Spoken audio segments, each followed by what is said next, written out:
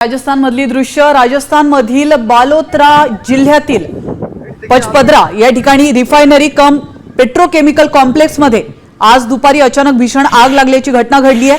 मिळालेल्या माहितीनुसार रिफायनरीच्या एका युनिटमध्ये शॉर्ट सर्किट किंवा तांत्रिक बिघाडामुळे ही आग लागल्याचा प्राथमिक अंदाज आहे। आगीचं स्वरूप इतकं भीषण होतं की आकाशात काळ्या धुराचे लोट कित्येक किलोमीटर पर्यंत दिसत होते। घटनेची माहिती मिळताच अग्निशमन दलाच्या 20हून अधिक गाड्या तातडीने घटनास्थळी दाखल झाल्या। प्रशासनाकडून युद्ध पातळीवर आग विझवण्याचे प्रयत्न सुरू आहेत। खबरदारीचा उपाय म्हणून संपूर्ण परिसर हा रिकामा करण्यात आलाय।